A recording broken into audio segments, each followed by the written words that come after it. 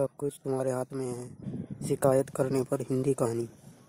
एक आदमी रेगिस्तान में गुजरते वक्त बुड़बुड़ाता रहा था, कितनी बेकार जगह है ये, बिल्कुल भी हरियाली नहीं है और हो भी कैसे सकती है। यहाँ तो पानी का नाम निशान भी नहीं है।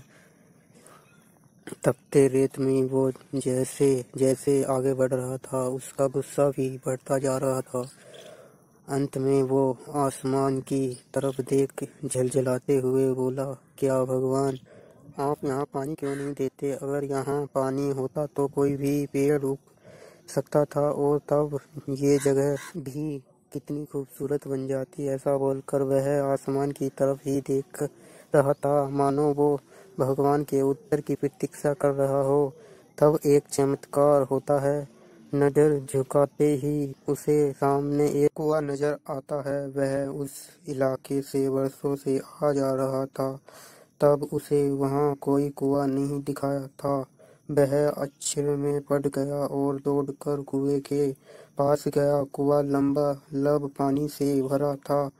उसे एक बार फिर आसमान की तरफ देखा और पानी के लिए धन्यवाद करने की बजाय बोला, पानी तो ठीक है, लेकिन इसे निकालने के लिए कोई उपाय भी तो होना चाहिए। उसका ऐसा कहना था कि उसे कुएं के बगल में पड़ी रस्सी और बाल्टी दिख गई। एक बार फिर उसे अपनी आंखों पर यकीन नहीं हुआ।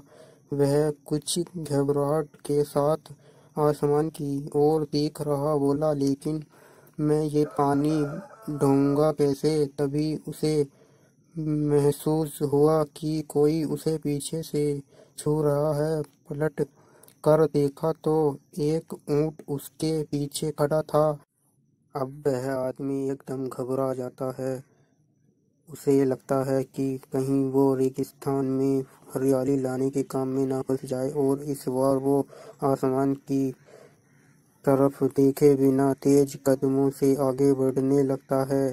तभी उसे 2-4 कदम बढ़ते जा कि उड़ता हुआ पेपर का एक टुकड़ा उससे आकर चिपका जाता है। उस टुकड़े पर लिखा होता है, मैंने तुम्हें पानी दिया, बाल्टी और रस्सी दी, पानी दोनों का साधन भी दिया।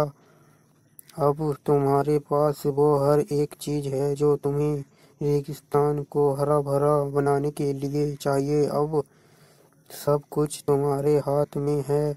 आदमी एक क्षण के लिए डरा, पर लगते ही पलट वह आगे बढ़ गया और रेगिस्तान भी हरा भरा नहीं बन पाया। फ्रेंड, कई बार हम चीजों के अपने मन मुताबिक न होने पर दूसरों को दोष देते हैं। कभी हम सरकार को दोषी ठहराते हैं, कभी अपने पेशेंट को, कभी कंपनी को, तो कभी भगवान को।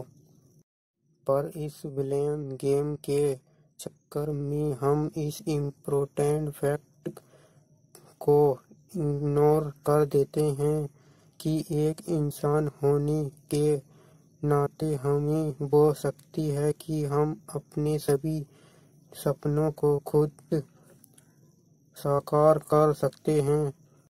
शुरुआत में भले लगते कि ऐसा कैसे संभव है, पर जिस तरह इस कहानी में उस इंसान को रेगिस्तान हरा भरा बनाने के सारे साधन मिल जाते हैं, उसी तरह हम भी इफेक्ट करने पर अपना गोल अचीव करने के लिए सारे जरूरी रिसोर्सेज मिल सकते हैं। पर समस्या ये है कि ज़्यादातर लोग इन रिसोर्सेज के होने पर भी उस आदमी की तरह बस